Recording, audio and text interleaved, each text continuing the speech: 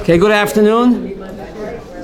Today is my mother-in-law's yahrzeit, the Leila Nishmat Marat Esther Bas Yitzchak V'Sara Tzadik, Leila Nishmata, and also Leila Nishmat William and Helen, Rachel Bas Yosef, David ben Avraham, Tzvi Dov ben Chaim Pesach, Fred ben Richard, Yitzchak ben Sarah, Devorah Bas Yitzchak, Avram ben Mordechai David, Reuben ben Shmuel, Shoshana bas Elchanan, Chana Golda bas Yisrael, Yeshua ben Shmuel, Chaim ben Fega, Yaakov ben Yitzchak, Mordechai Netzach ben Rivka, Zalman Lei ben Moshe, Chaim Elio ben Yosef Moshe, Amichai ben Yaakov, Gedalia ben Tzvi Ruvain, Leila Nishmatam.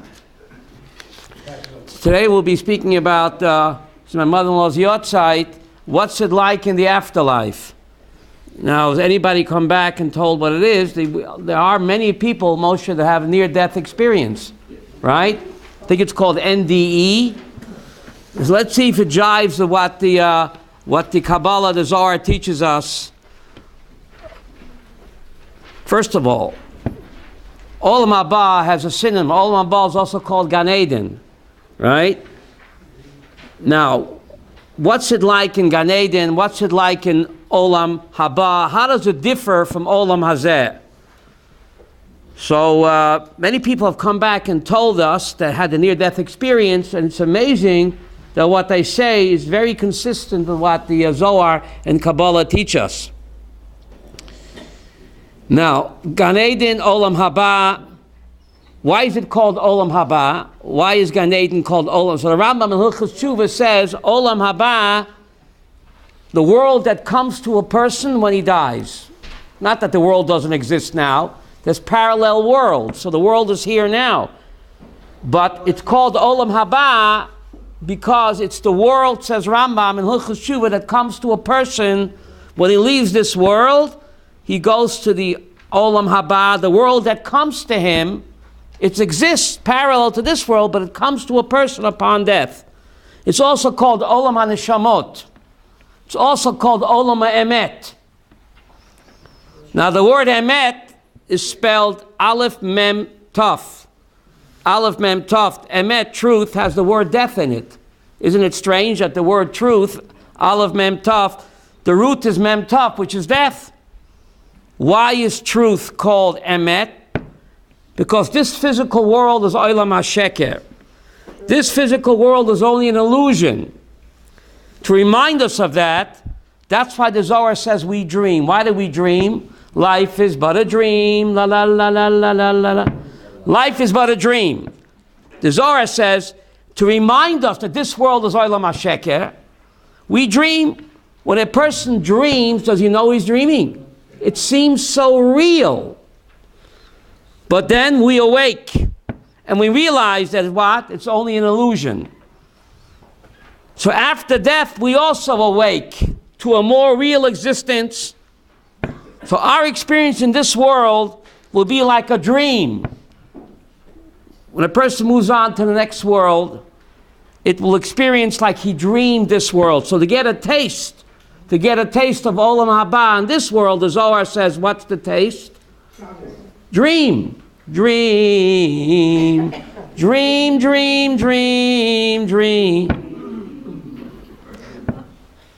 When you're dreaming, you know you're dreaming.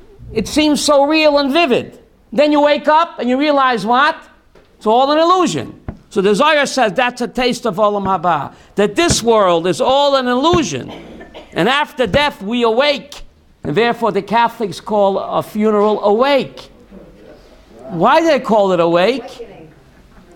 Kwinky dinky? Because when you die you wake up to a real world. This is Olam HaSheker.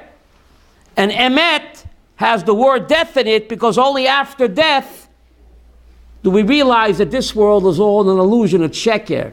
And the ultimate reality is what? Olam HaEmet, which contains the word met. Because only after death will we experience the true world. As the Mishnah says in Masechta Avot, Olam Hazeh doimeh leprozdor. This world is compared to a lobby or a foyer before Olam Haba. Hatken atzacham leprozdor, prepare yourself in the lobby, in the foyer, in order you shall enter what? The traklin. This world is a waiting room. And Olam Haba, that's the banquet hall. So, Olam Hazeh and Olam Haba. According to Kabbalah, we're over 40, we can talk, right? Sarah, I'm over 40, we can talk. Can we talk? According to the Kabbalah, Olam Hazeh and Olam Haba define two states of consciousness. In this world, we inhabit a physical body. Our bodies are made of flesh, covered by skin. How do you say skin in Hebrew? Or, which is spelled ayin resh, right? Spelled with an ayin.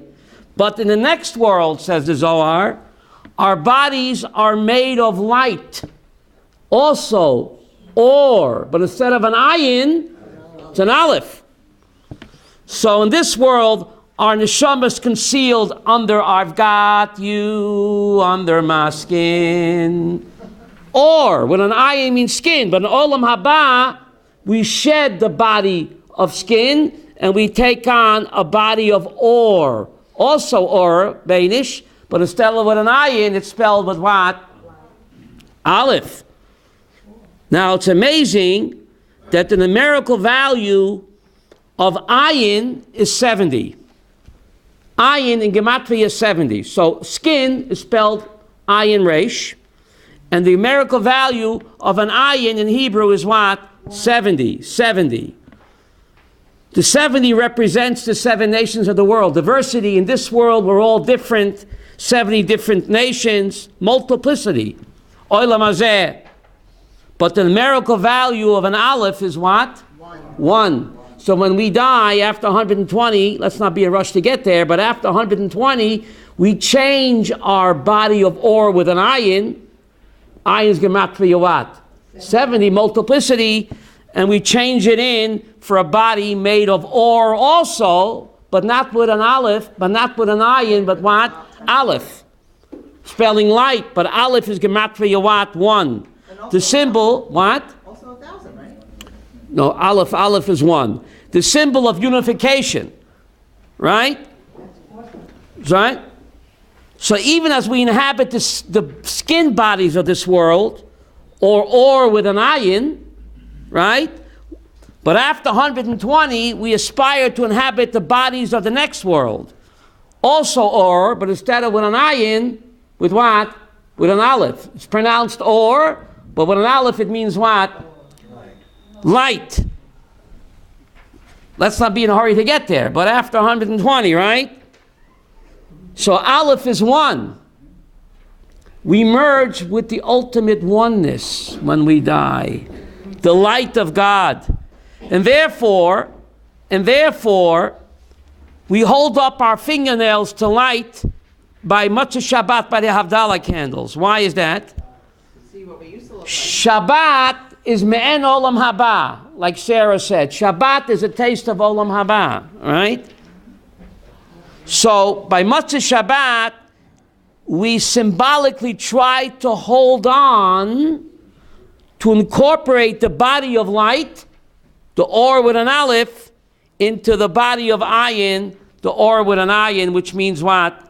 Skin, right? We're trying to hold on to the or the English word aura, of the extra neshama yetera that a person has when? On Shabbat. Now it's amazing, God in Kabbalistic terms is called Ein Sof, which means infinity. The gematria of Ein Sof happens to be or. Aleph Vav Resh is gematria 207. And that's gematria of Ein Sof.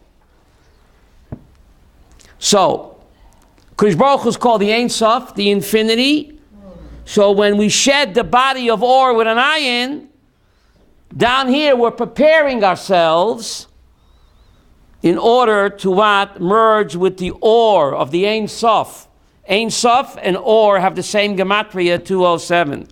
The aura of the neshama. So all of life is a preparation. You prepare yourself in the or, the skin, the body of skin, in order to graduate after 120 to receive the body of or with what? With an aleph, which means what?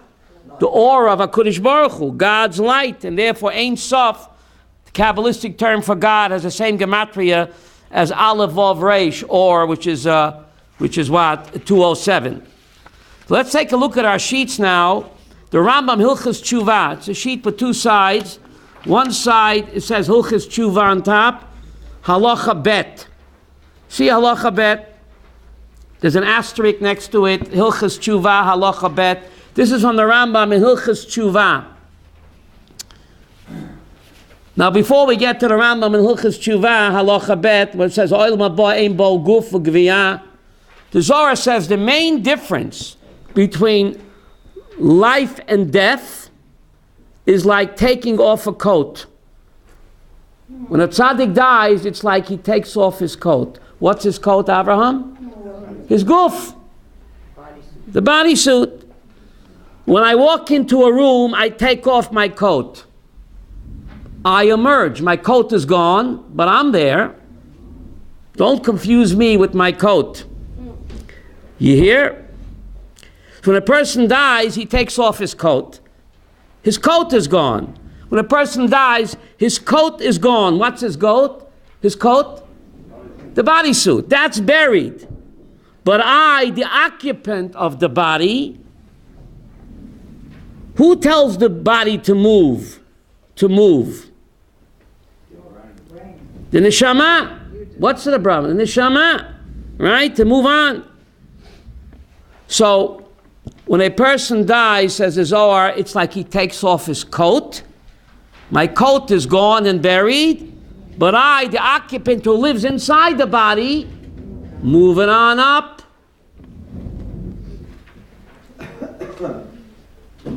Our body's like an astronaut wearing a spacesuit. Now, I remember when Neil Armstrong was on the moon, Abraham, and he was jumping around there in a funny-looking spacesuit. You couldn't fool me. I knew that Neil Armstrong was not the spacesuit. Did you think Javi was a spacesuit? I knew that Neil Armstrong is inside the spacesuit.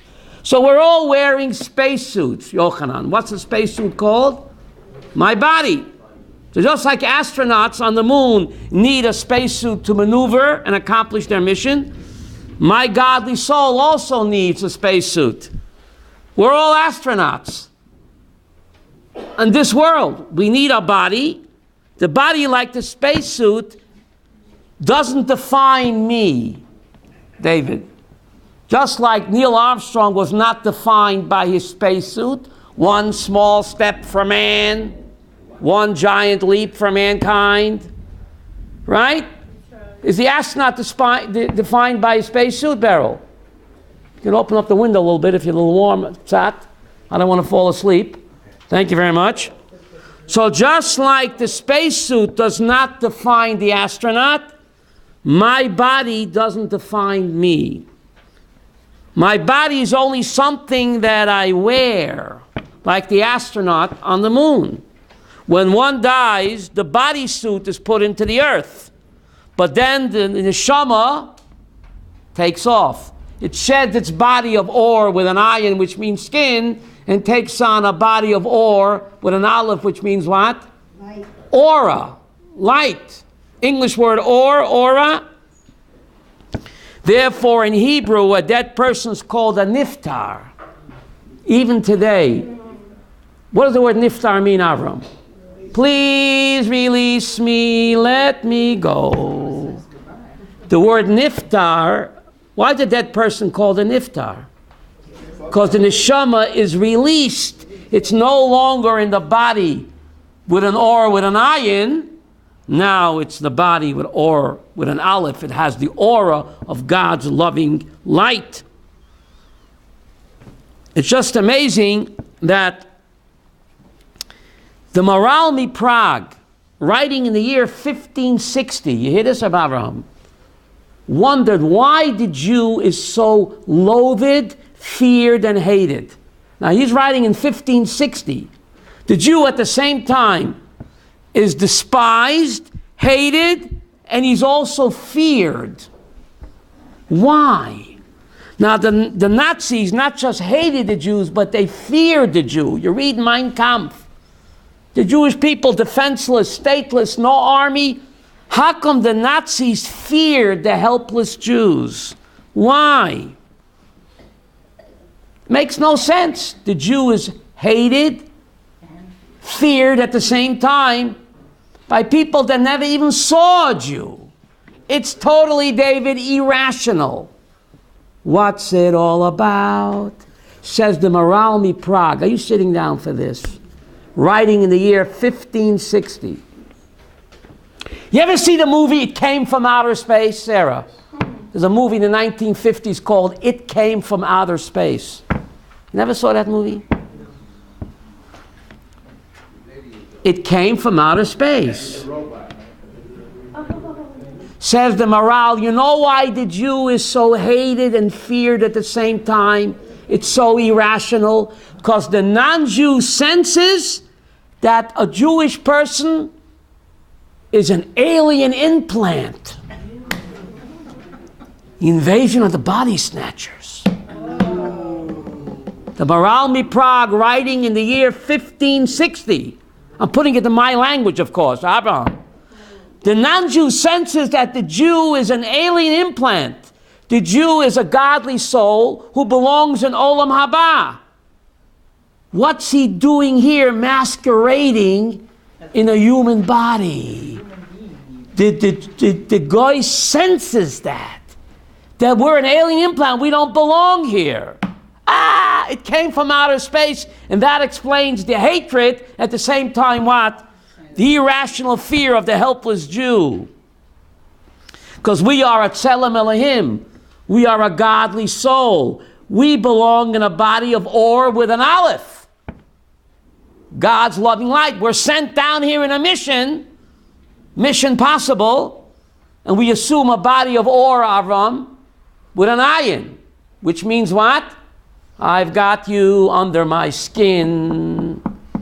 But we are really creatures, Sarah, of what? Of Olam Haba. Right? We are godly creatures. Chelik Elohai Mimal, which means every one of us is a part of God himself.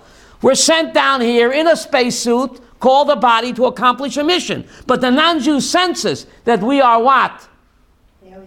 Aliens. Remember the movie Alien?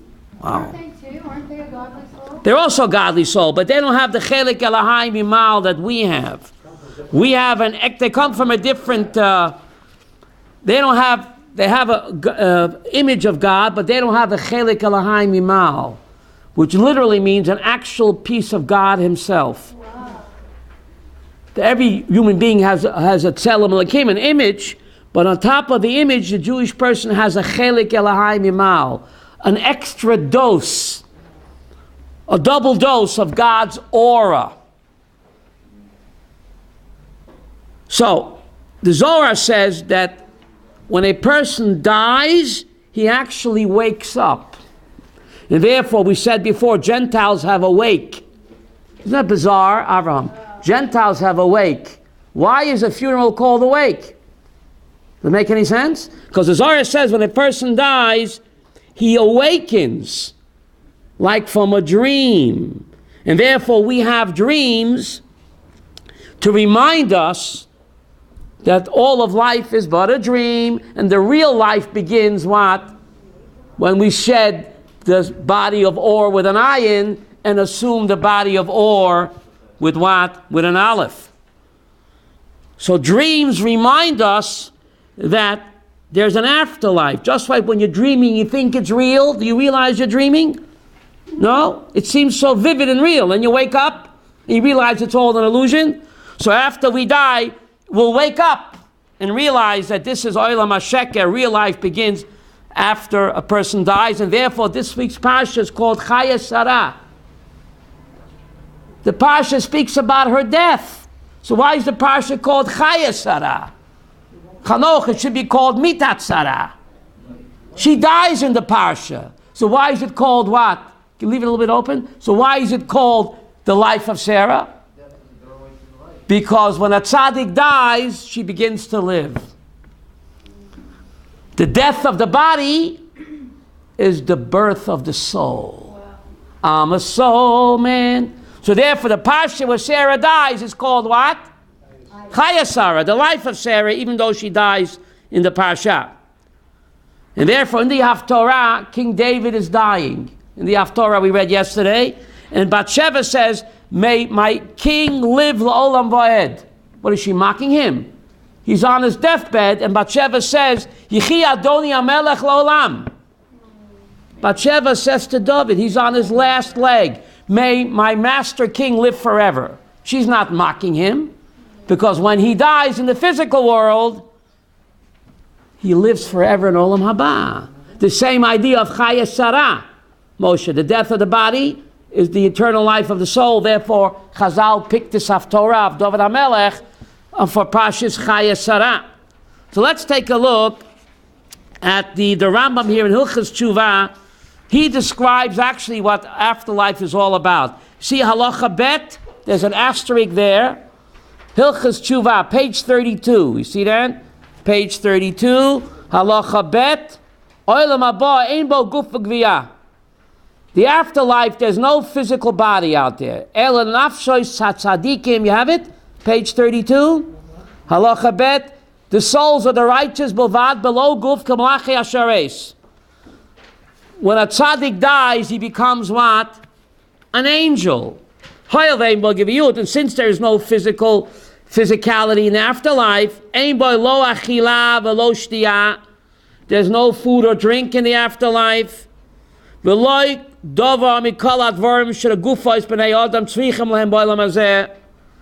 there's nothing that the physical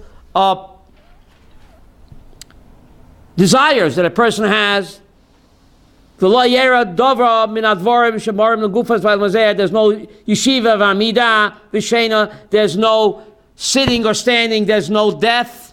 There's no sleeping. Kach omu chachamim, on top of page 33. Avid Avram on top of page 33. Olam haba ein boi lo achila v'lo ishtiyah. The afterlife has no eating, no drinking, v'lo tashmish, and there's no sexual relations. I hate to disappoint Abu Mamzer.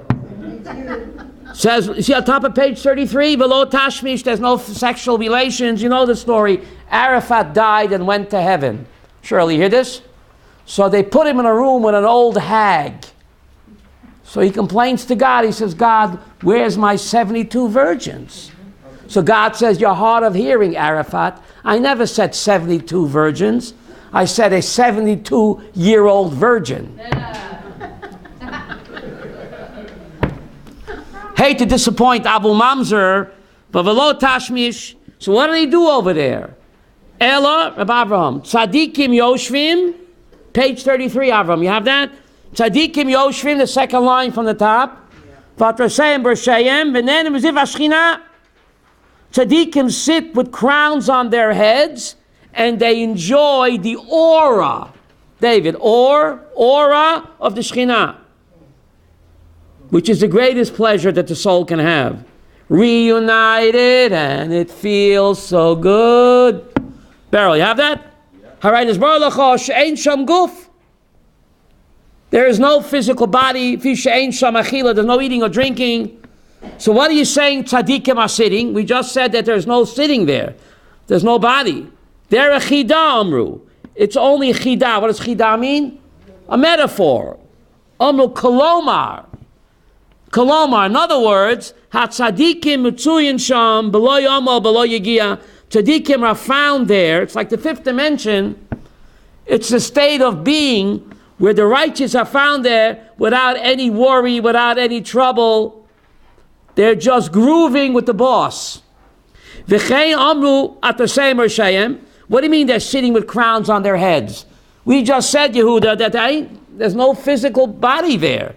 So what does Chazal say? Tzadikim sit with crowns on their heads. Yehuda, you following the text? Best way to learn Hebrew from the Rambam. Kolaimar doesn't mean that they have crowns on their heads. They ain't got a head. The neshama ain't got a head. Avram, remember that song? I ain't got nobody. Sarah, get it? I ain't got nobody. So what do you mean they're sitting with crowns on their heads? The Rambam said it's only a metaphor. So what does it mean, Shali? V'chein amru kolaimar das sheyodu shebiglala zochar maba. It means the crowns on their heads is a metaphor. There's no crown, there's no head, there's only consciousness there. It means the neshama is totally aware of what it accomplished in this life. The greatest pleasure is to see that the good that we did. Sometimes you smile on somebody. A guy's having a bad hair day. And you smile on him. You think you didn't do anything. After we die, we'll see how that smile changed that person's life. It made his day, and maybe it made his week. You know, some people just can't smile. They're like constipated. It doesn't cost any money to smile. Right, Ruvain?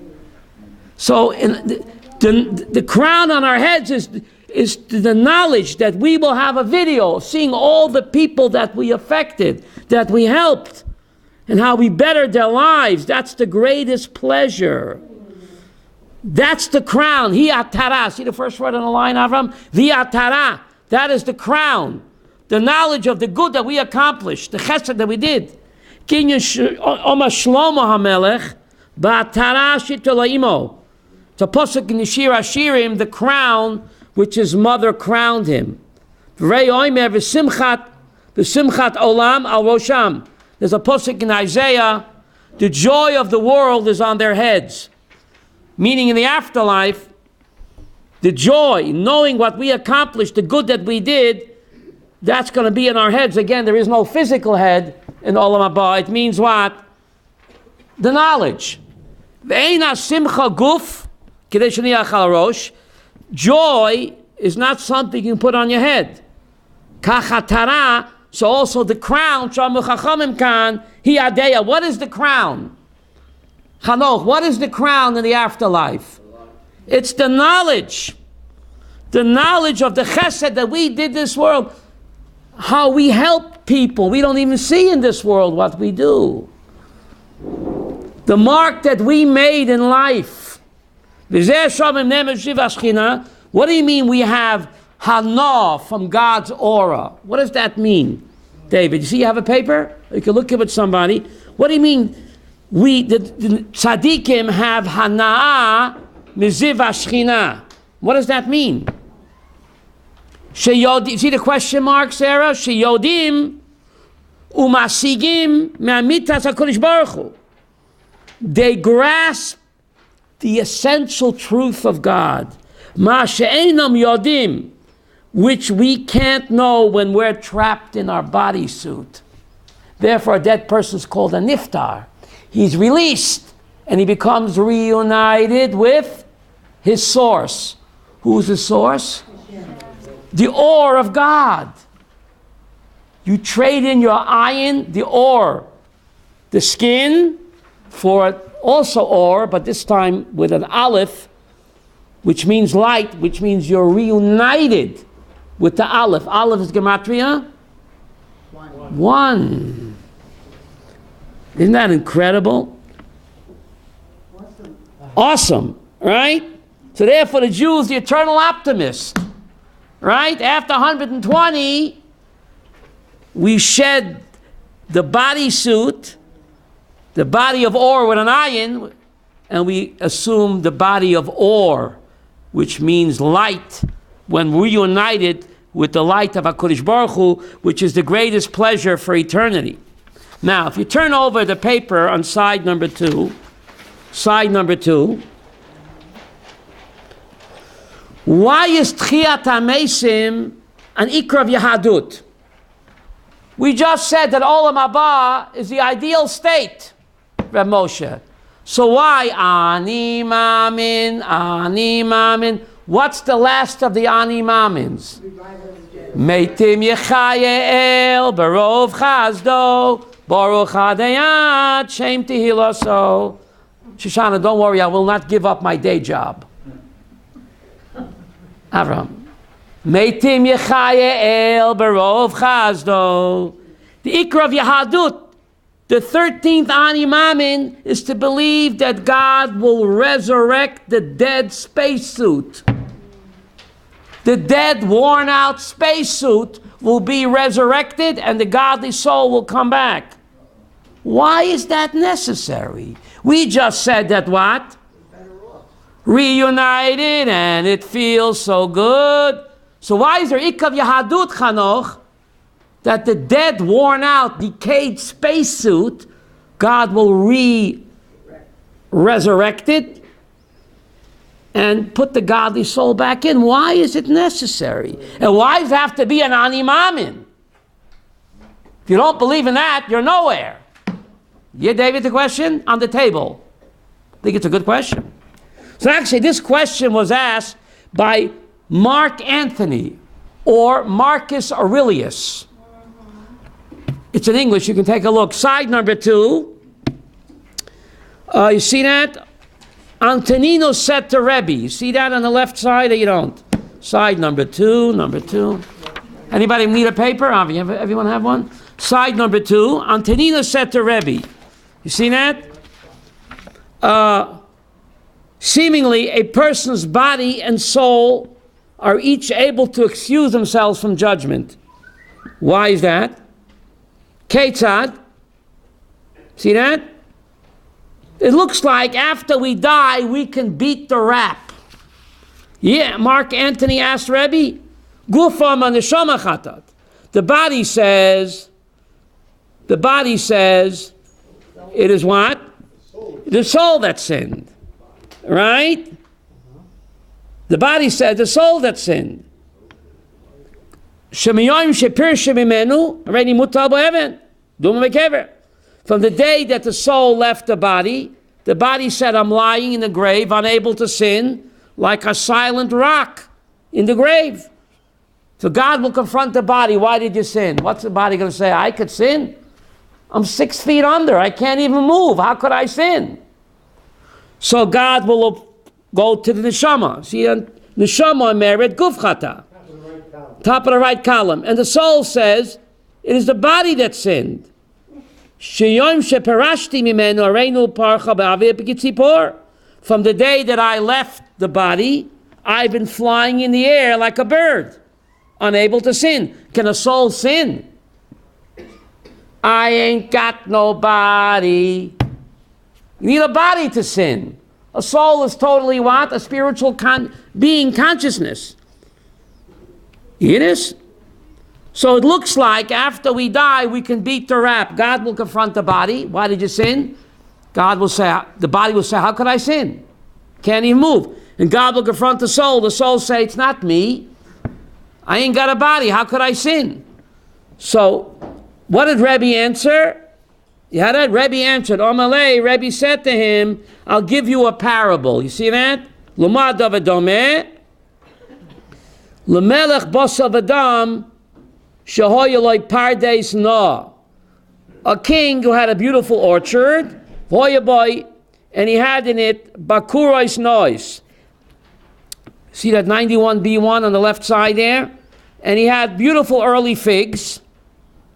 Voishaboy shnei shamrim. And the king wanted to save money on the guards, so he hired 2 guards. One was lame and the other was blind. So he can pay the minimum wage. See that on the left side? The left side on the 91b1? So the king took a business trip. What? You have it? He wanted to give the handicap a job, right? So the lame guard said to what? To the blind one, I see beautiful figs in the orchard. The king's away. When the king's away, we'll play. Come, let me mount me on your shoulders, and together we will bring the figs here to eat them. So what happened? Rochav chiger al gabe suma, the lame one, the crippled guard, mounted the back of what? The blind guard, and they brought the figs and ate them all up. Some days later, the royal owner of the orchard came back and found his prized figs were what? Gone. So the king said to the handicapped guards, what happened to my beautiful figs? So the lame guard said to, the crippled guard said to the king, do I have any feet which to travel to the figs? He's crippled, he's sitting in a wheelchair, he can't move. So I couldn't have stolen your figs, O kingy. Nebuch, he's stuck in a wheelchair, he can't move. So then the king confronted what? Moshe.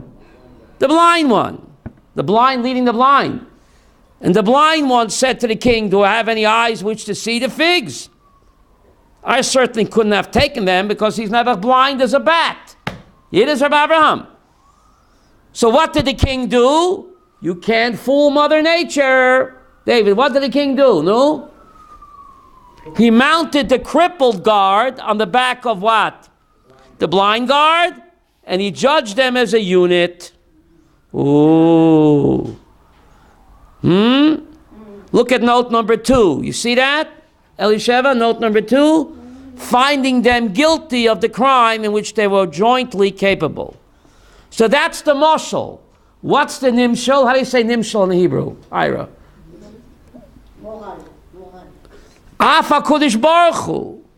Maybe neshama bezarka beguf. So too on the day of judgment, at the end of time, the Holy One, blessed be He, brings the soul and injects it into the body and judges them what? As a unit for the sins they committed together in life. As the Pasuk says in Psalms, Yikra el hashamayim me'al v'al haaretz ladun amo. God will call to the heavens above and to the earth to judge His people. Rabbi explains the verse, Yikra el hashamayim me'al. He will call the heavens above. Who's in the heavens above? Neshama. V'al haaretz ladun amo. And to the earth to judge His people. Who's buried in the earth? The body. You hear this? So look at footnote 4. I think it's underlined, Elisheva. You see that? Footnote number 4. Is it underlined? Yes, Mark. God will summon the soul which comes into a person from heaven and the body which comes from the earth and reunite them in order to judge them as what? One unit. Wow. The judgment of Hashem are true. They are righteous together. It's a pasuk in Tehillim 19. Mishpetei Hashem emet sodku yachtav. The judgments of God are true. They are righteous together. When the body and soul are what? Judged together, then God's judgment is what? Is righteous. So therefore, even the wicked will also be what? Resurrected. Even the wicked will also be what? Resurrected. In order to be judged. In order to be judged. But only in Eretz Yisrael, right? Who said that? There's a pasuk in Daniel 12. V'rabim yishenei admas. Where do we know that the dead will be resurrected, Avram? The clearest pasuk in Tanakh is Daniel. Daniel or Daniel, Perik Yud Bet. Beryl. And there it says the Rabbim. You don't have it on your paper, but I'll read it to you. Daniel, Perik Yud Bet. The Rabbim Yishenei Admas Arvar Yokutsu. Many of those that sleep in the dust will awaken. Eila lechai olam. Some for everlasting life, and others nebuch for what? For punishment. For punishment. So this is one explanation of what? Of why there has to be what? A physical resurrection. Of course, there's another explanation as well. You ever wonder, Adam and Chava lived in Gan Eden, Beryl, right? Where's Gan Eden? Can you find it on a map, Elisheva? Where is Gan Eden? We call Gan Eden life after death. But where did Adam and Chava live? They lived in Gan Eden. Where was it? Was it in this world or was it in Olam Haba? Where was Gan Eden? It would have to be this world. So the Rechaim HaKodesh tells us that plan A was, there's a plan A, but there's also what, Moshe? Plan B. Since we have free will, Elisheva, God has to have a backup plan. Because we have free will to go against His will. So He has to have a plan B. Rechaim HaKodesh explains, plan A was that the human being should live simultaneously forever in the physical world and in the spiritual world. The Or Chaim compares it to a two-story mansion. A two-story mansion where you can take the escalator, beam me up and beam me down. So plan A, before Adam and Chava sinned, Beryl, where was Gan Eden? Parallel worlds. Matrix, together. they got everything from us. They were together. It was together. It was like a two-story mansion, Elisheva, where Adam and Chava at will, they could push a button, beam me up and beam me down. So Gan Eden was where? Parallel worlds. Plan A, human being was supposed to live forever in the physical and spiritual world, going up and down as he pleased. Plan A. But Elisheva, plan A seldom works out. Moshe, plan A seldom works out, even for him. So when we sinned, Adam and Chava sinned, we all took a bite of that. Wasn't an apple, Avram was an esrog, right? Some say an esrog, some say it was what? Grapes, figs. We all have Adam and Chava's DNA. Chava, we all have your DNA. DNA, divine natural ability. We all have the genes of Adam and Chava, right, Ira? So we all took a bite of that esrog. So the Or Chaim explains that when we went against Hashem's will, we created Avram. What's the word? A chasm? A chasm. A split. We broke the escalator. When we sinned, we created, is that the right word, Avram? Chasm? Or chasm? Chasm. Split. Spelled chasm. Right? A split between the physical world and the spiritual world. Now the only way to get from the physical world to the spiritual world, the escalator is broken. Who broke it? We. So the only way to get there is through the gesher, the bridge that we call what? Death. Death is only a bridge in place of the escalator. Don't you see? 1 minute, let me get to the point. Death is the bridge that connects the physical world to the spiritual world. But if it ain't broke, don't fix it. But surely we broke it. So we broke it. God's plan A, that the best of both worlds, a two-story mansion, beam me up and beam me down at will. We broke the escalator. So therefore, God had introduced the bridge that we call death. But when Mashiach comes, Elisheva, and the dead will be resurrected, there's a pasuk in the book of Isaiah, Ubile hamoves lonetzach. God will swallow up death forever. When Mashiach comes, the escalator will be repaired. It took 6,000 years, David. But some people work slow. You know, you hire some workers, the elevator doesn't work. It takes 6,000 years to fix the elevator. Right? Some elevators are very old, you know. So, God promises Isaiah, when Mashiach comes and the dead will be resurrected, death will be swallowed up forever. We will go back to the stage of Adam Koydem Achet. Now we what? Not according to the Rambam. Don't mix me up. We will go back to the stage of Adam Koydem Achet. We'll go back to the future. Says the great Nachmanides. Okay? So therefore, Tchiyat HaMesim, Rabbi Yaakov Goldman, has to be Ani Mamin.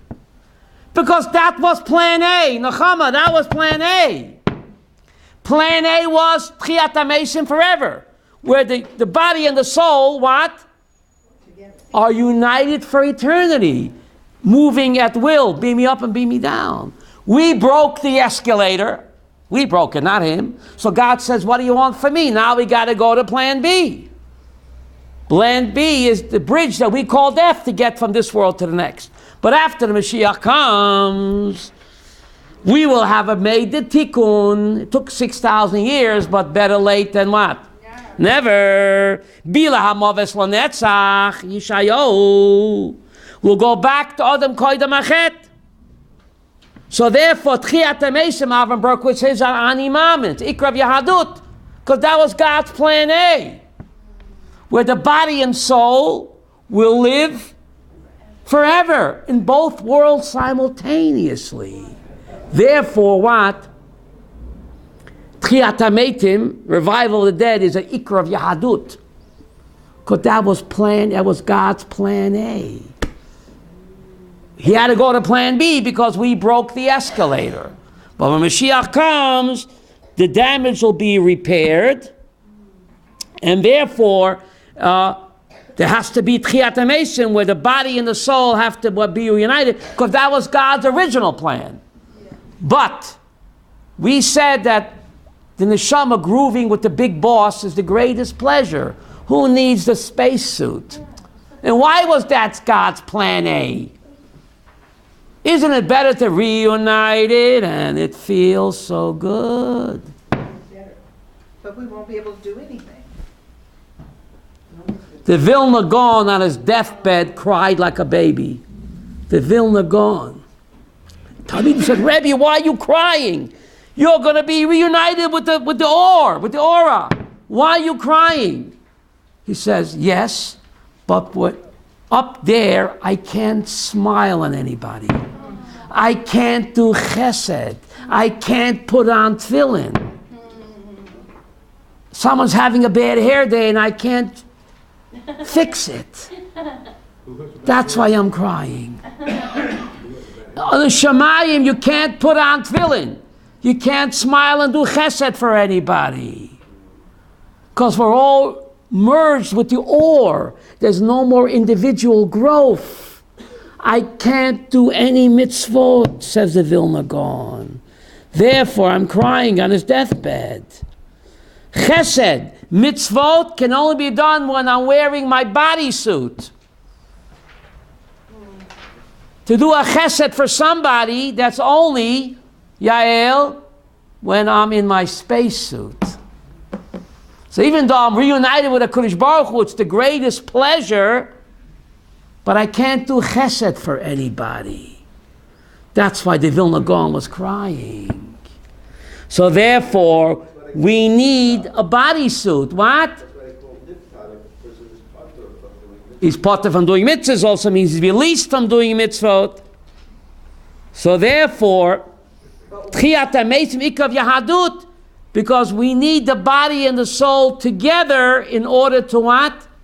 Do mitzvot, to do chesed. To do chesed, Avram, you need a spacesuit. Why do we say A disembodied soul cannot do chesed for nobody. Why do we say somebody should be in Melitz Yosef? A Melitz Yosher, Yeah, why do we say that? If the Vilna Gaon didn't think he could What? do it. a disembodied soul, right? A Melitz Yosher means that since he's reunited with a Kodesh Baruch Hu, he can put in a good word for his descendants down here. He can't progress, but he can put in a good word for his descendants.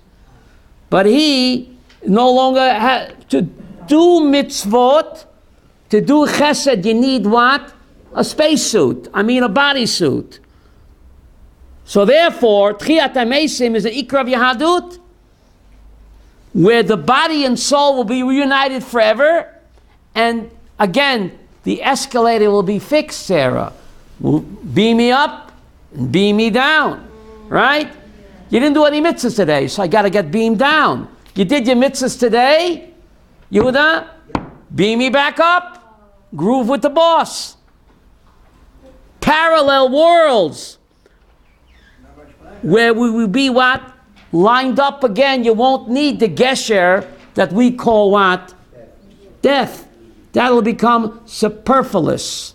Yes? Rabbi, in Hilchos Malachim, Right. The Moshiach is actually, he says specifically the differences between the Mount Moshiach Right. and what we have now, but it's not the same as Olam Haba.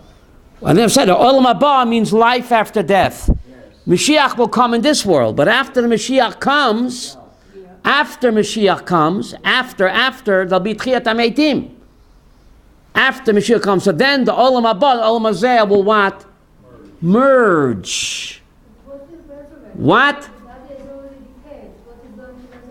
Oh, I'm glad you asked that.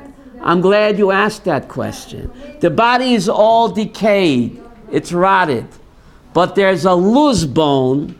Scientists have proved this. No matter how far the body is decayed and disintegrated, there's always a little bone in the back of the neck that remains.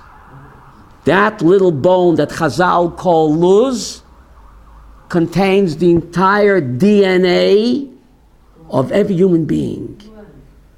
And God will use that to clone. Rabbi Kaplan Zatzal said, all miracles in Tanakh are all grounded in nature. Please hear me well. Good question. The greatest miracle of all, splitting of the Red Sea.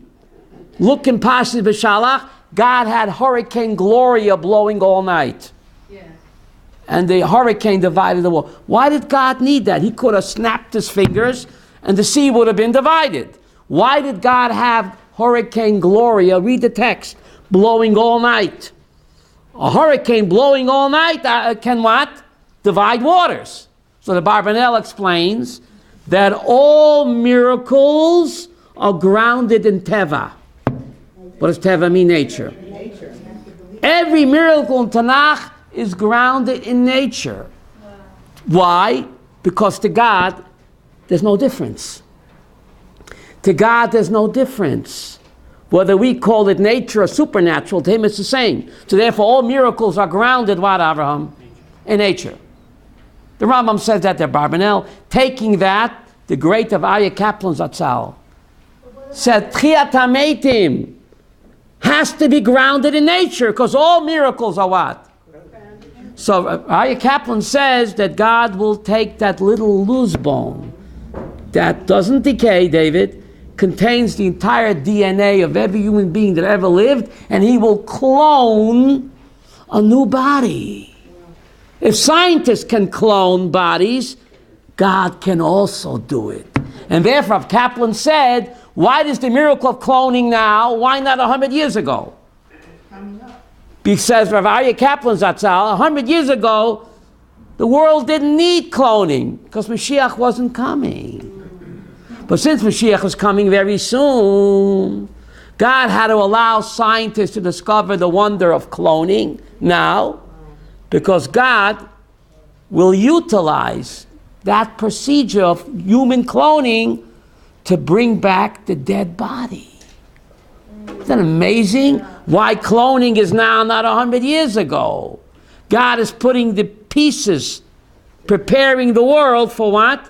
For the Messianic age. So this high-tech explosion, high-tech, Avram, YouTube, why not 100 years ago? Why now? Mashiach will use YouTube to teach the world. Ki mitzion teitzei Torah, literally. On Mount Zion, Mashiach will sit on Mount Zion. I'll give him, even given up my own room on holy Mount Zion. I'll make way, David, for him, and he'll teach the whole world. So maybe it won't be YouTube, it'll Mashiach. Mashiach tube. So all of these high-tech wonders and medical wonders are being discovered now, not 100 years ago, Moshe, because now Mashiach is about to come. So God is putting what? All the pieces of the puzzle in place. So Tchiyat HaMeitim is so wonderful. But human cloning. The scientists can clone a human being, and God can certainly clone a human being. And the loose bone does not decay. The loose bone. The loose bone's connected to the head bone. The head bone's connected to the neck bone. Back of the neck, right? It's indestructible. And that contains the DNA of every human being that ever lived. So we see that God will utilize, as all miracles are, Abraham, grounded in nature. All the miracles in Tanakh Right? Elisha brought back a dead child. Elio, how did he do that? The Navi said it was mouth-to-mouth resuscitation. Why did Elisha have to get on the child and breathe into him? What's it called? The Heimlich method, Avram. What's it called? Mouth-to-mouth resuscitation. Couldn't Elisha snap his fingers and bring the dead boy back? No. All miracles have to be disguised and grounded in nature. So he did mouth-to-mouth resuscitation. Look in the book of Kings. That's right. To prove that to God it's all one and the same. What we call nature or supernatural is two sides of what? Same coin. The great Nachmanides says, what's a greater miracle? Splitting of the Red Sea or sunrise, sunset? Sunrise, sunset. I'd say splitting of the Red Sea. No. But Nachmanides says, no. Splitting of the Red Sea happened once in 6,000 years. Not going to happen again. It is lingy. But sunrise and sunset, every single day. Can you imagine the sun would rise and set once in 100 years? Can you imagine the excitement? CNN and Fox News would be there. The sun is rising. The sun is setting. 100 years. So if it happens every day, does that make it less miraculous? Should make it more miraculous. But human nature is what? You become fachadet. How do you say that in English? You become fachadet. You become used to it. So it's more miraculous. Sunrise, a sunrise, Elisheva, a sunset, spectacular. How come we're not excited about it? Because it happens every day. If it happened once in 100 years, I'd be excited, right? So just because it happens every day, it's more miraculous, says Nachmanides. But never, human nature is that you get used to it, fachadet, jaded. Fachadet, jaded, English word. So that's the challenge in life, not to become jaded, to appreciate a spectacular sunrise and sunset. You ever see a sunrise and sunset? Awesome. More spectacular than the splitting of the Red Sea, because the Red Sea split only once in 6,000 years. The sunrise and the sunset every single day.